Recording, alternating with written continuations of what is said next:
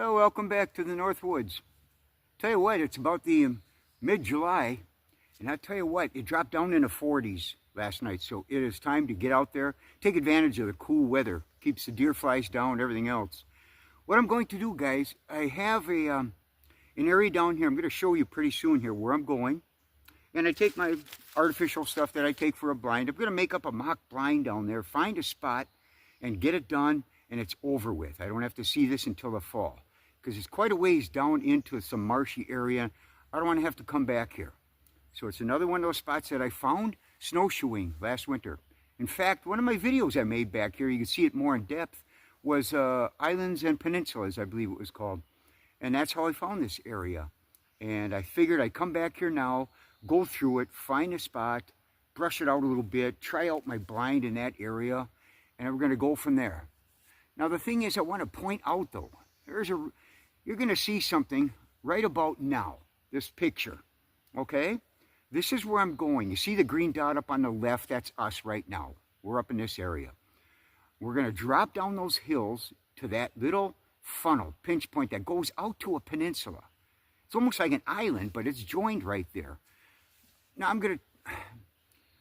I have to tell you right now, people that come up in large areas, you're only here for two reasons. You either want to just sit up on the ridges and see deer, you know, just enjoy getting out, and maybe you'll see some deer, come home, tell some stories. Or if you're really serious about killing a buck or a doe, you have to funnel them down, get them as tight as you can, guys, because it's such a large area. That's all I look for, is how can I get these deer as tight as possible. Now there's a take to that. The point is that you may lose a large population of deer in the area because you're only going to see maybe one or two funnel through that area at a time. But the point is also is that you are going to increase your chance of actually getting one. That's the thing behind this. So there's only two ways you can look at this. You can sit up on the ridges and just overlook everything, the scenery, and maybe see some deer, or go down to these fine points, get them down as tight as you can, and hope that just one comes through that gives you that chance. That's why I'm doing this. Now, number two, we're going back to that map. You'll see one thing. There's their source of water. Now, with their source of water in the fall, what takes place? All the green, lush grass, getting back to you, all the grass that you see in the summer, rich, lush forbs that are growing under the understory, that produces enough liquid for them to keep them contained for a while without having to go down to drink that much water. But common sense, what happens in the fall? Everything dries out. All of this dries out. And their diet changes totally. They go into a woody browse effect, where they're browsing more on your hazel brush, the tops of raspberries, blackberries, all these kind of things. And if you have acorns. But what does that do? That does make them more thirsty. So you're going to have to focus yourself on a little more towards the water areas, because yes, they are going to go down and get a drink. And on top of that, they have their heavy coat is starting. So you get a warm spell, they're going to be coming down. So everything changes in the fall compared to now. So do I expect to see much down here this time of year? Maybe not. Maybe not, but I'm setting up for the fall. I got my fall colors. I just want to try it out and see how it looks. But that's the things you got to focus on, is what's going to happen in the fall, what's changing it. And out in that peninsula, I saw some healthy oaks, and I saw a huge patch of raspberries, and they were feeding on them in the winter when I was snowshoeing. So I know come fall, they're going to start migrating down to those areas because their diet changes into that, and they're going to stay in that area, feeding. Granted, they're up in all these hills. They're spread out all over the place right now. But one at a time. I'm thinking this may be a doe area, but what happens? The bucks have to come down through here in the late fall. That's what's going to happen. So as you can see, we're going to drop down over this hill. And we're going to try to find a spot and see how it looks down there. You see those heavy evergreens down in the bottom there? That's what I want to get, because that's where they're crossing onto that peninsula right there. So let's go take a look at that right now, okay? We came down over the hill now. Down at the bottom now. Okay. Now I notice as it gets, here's my pinch point coming up right over there. Because if you notice, there's water there. marsh. That little passway through there, and then over there there's water. So they have to come through this area. Now I noticed one thing, there is 2 trails joining down here. There is one coming off this hill. Hard to tell, but it goes right up through there. Okay, and goes down. It comes down over here. So they're using this one. Right through there. In fact, there's some droppings right there. Okay, so they're using this. They're coming down to get over to that peninsula. See? And then there it is, what I showed you with that green dot at the bottom. Now the cool part is, there's east. You can see the sun. It's early morning right now. So they have to go east, which is in my favor. If I stay over up in that area up there, they're going to come to me through here. There's your trail and heads up over to that peninsula or island, whatever you want to call it. Now I noticed another thing. Here's the second trail coming off those highlands, like I said, where we were at way up there. Can you see that trail going right up over that hill? Right up through there? There she goes. Comes down through here, and they all join. But common sense, you can't hunt right here. I mean, there's the water right over there. Only 15 yards is all you got here. It's a pinch point. It's a heck of a pinch point. It funnels right on down. Now, you can see, look at this trail. Now what I did back in January, I put a licking branch. There's my licking branch right there. No, they're hitting it. There's dirt underneath it. I just leave that go. Now what I thought I'd do is that, as you can see, here's where they go. Here's where it funnels down, and they go up into that peninsula up there. It's a nice big, 30, 40, 50 acre plot. Nice. Very nice. And there's oaks up there, very healthy. I was just up there because I'm going to pick an area up there that I'm going to head a blind with. I can see right here where they're going, they're crossing. See where they go? And up they go. Now, for me to get up in that area, common sense. See, look at it. It's pinched right down to nothing here. And there. So all you got is this right here, guys. It's going up. Let them go.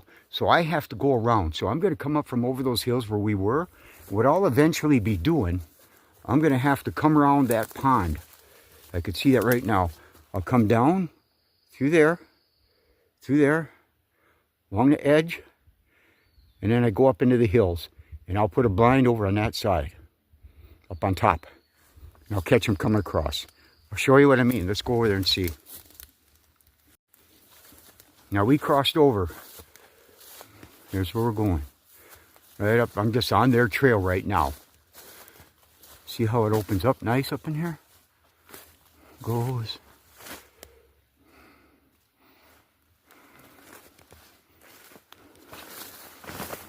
Now I figure once they get up in this area, I got a shot. I come right on through here. They're going to feed through here. I'm still on their trail. They mosey around. See, here's all the raspberries I was talking about. And they just mow this stuff down. They love it.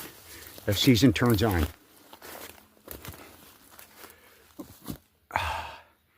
That's what it looks like. And there's water all the way around this thing, basically. Now, here's what I got. I just cut some branches. You want to blend in with the area itself. Common sense. So see those pines over there? I cut a few over there. That's what I'm going to set up. Now I'll show you how I set up. We'll just temporarily run through it.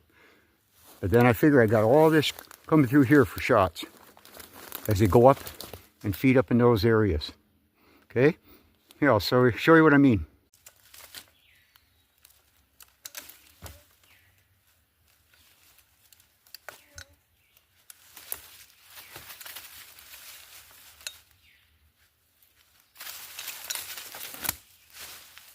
This is my blind material right here.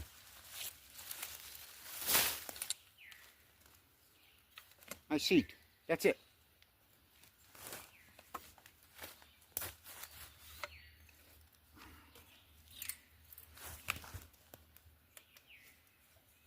I love this seat. It's only a couple pounds. It's incredible. Just incredible.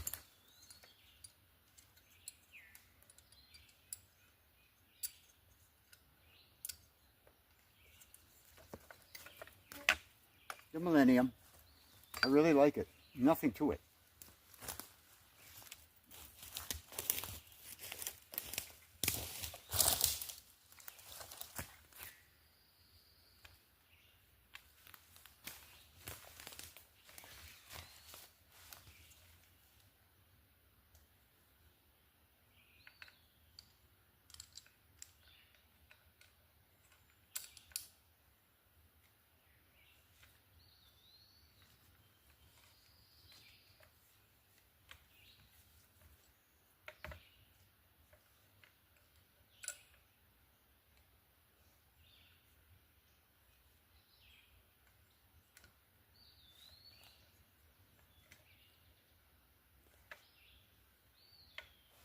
Probably want to be right about here. I like to sit low.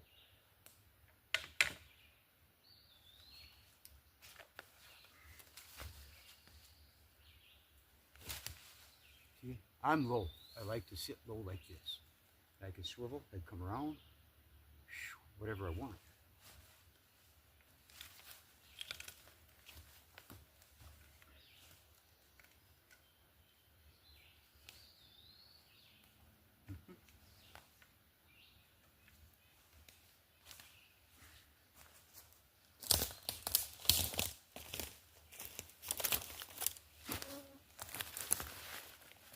This is my pack frame I made. PVC, guys. PVC tubing, paracord, covers everything, lightweight. There's a way to go. So simple to make. Put little eyelets in there, bungee cords, strap everything on and go. It's really cool. I've used this stuff for years.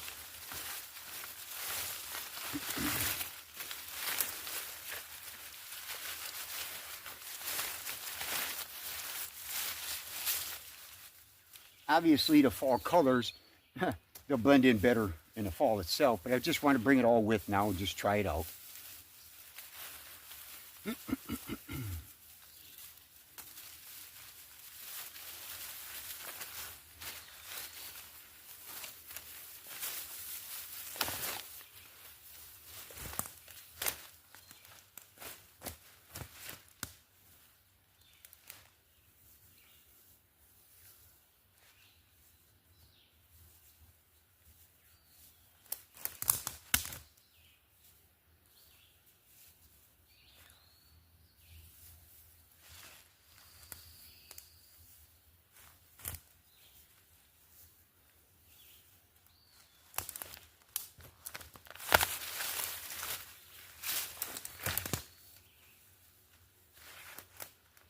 I just load it up with a bunch of stuff, whatever I need at that point.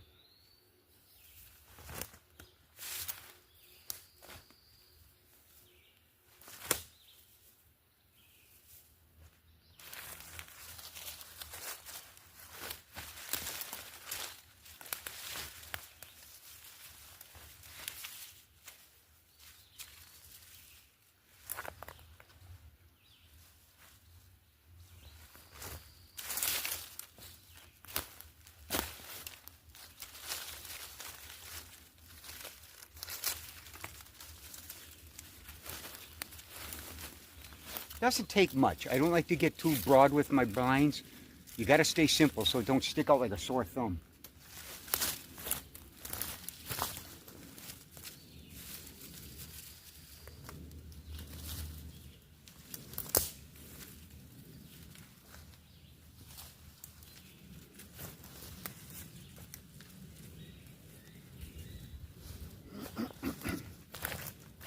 There you have it.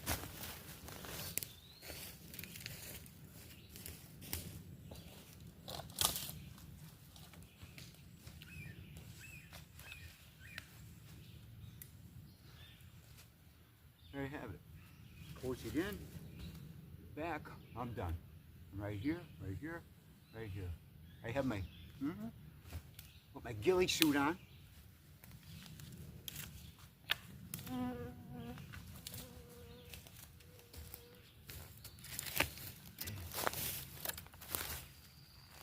There again, guys, I have a ghillie suit, and you cover your mask, your face up, and that pretty well does it. That's all I do. No matter where I go, that's about it. just blend in with the material and just add a little bit. All you want to break up the outline, that's all you want to do, guys. That's it. Then we fold it up, put it on there, and out we go. There's no weight to it. That's the thing. I'm not sweating, carrying all this stuff in. That's my weight right there. A 2-3 pound seat and this. That's it. Well, I'm back down here now. There's where we were. That was the whole circle right there. Went up the hill, up into that peninsula, fed around there, seems like. And then I put a blind over in that area. I opted to get over in that area instead of right here. It's too close. Much too close. Let them all, look at, I mean, they come down off these hills, off those hills, and over in that area. They come down through here, and it's just, there's no room for anything. Let them be more content with just coming up over that hill. When they come over that hill, I'm right over in that area. But to get there, I have to come around that pond, just on the edge, leave all this alone, and then go back up into the hills where we started. And that's it. Now, common sense. Yeah, I did bring everything out of there. I just wanted to test everything, see how it looked. The fall colors, will I use them? We'll see how many leaves are in that area when they do turn color. And if not, I won't use them. But I always bring all that with, just in case. It depends on different scenarios, different habitat, and where I'm at. But I just wanted to show you, that's what goes on in some of these areas. And you got to be flexible like that. Okay? I hope you enjoyed this little snidbit here on where to hunt in some of these areas. But if you notice, you got to focus on getting it so tight. I'm only going to be looking at one trail again, like in many of my other videos. I look at one trail. Let's see what happens on here. How much we see, I don't know. Because I'll be honest with you guys, if there's 10 deer per square mile up here, we're lucky. You know, it's pretty few and far between in many of these areas. But you have to keep trying. It's worth the challenge. So, hey, thanks. I appreciate you watching this, okay? Hey, take care. I'll see you.